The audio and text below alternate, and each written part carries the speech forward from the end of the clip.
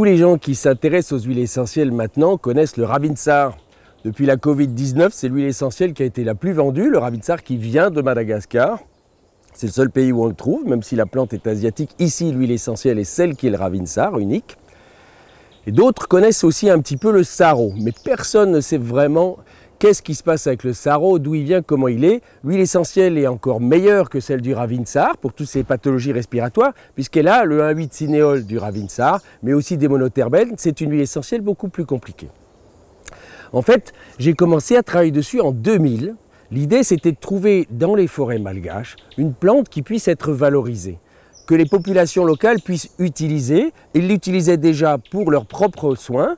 Eux se soignent quand ils ont des grippes, des toux, ils font des décoctions de la plante. Donc je me suis dit, si on arrivait à en faire une huile essentielle qu'on arrive à mettre sur le marché, eh ben ces communautés locales, elles pourront se soigner, mais elles pourront aussi avoir des revenus générés par la forêt. C'était ça l'idée pour motiver à la conservation de la forêt.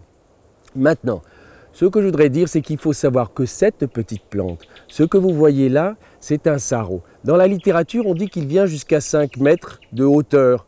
Mais ce n'est pas vrai en fait. Moi qui ai parcouru les forêts ici de l'ouest malgache, je peux vous dire, j'ai vu des troncs gros comme ça, des arbres qui faisaient jusqu'à 15 mètres de haut. C'est un gros arbre. Et ce petit bout que vous voyez là, qui arrive, qui est plus petit que moi encore, il a 8 ans. Pour produire du Saro, il faut gérer la forêt. Et ça, il y a très peu de gens qui le font à l'heure actuelle. La tentation est grande de venir couper, faire vite distiller les feuilles, et c'est une catastrophe. Gérer le Saro, ça veut dire gérer la forêt, protéger la biodiversité mondiale, et quand on fait ça, on protège aussi le climat.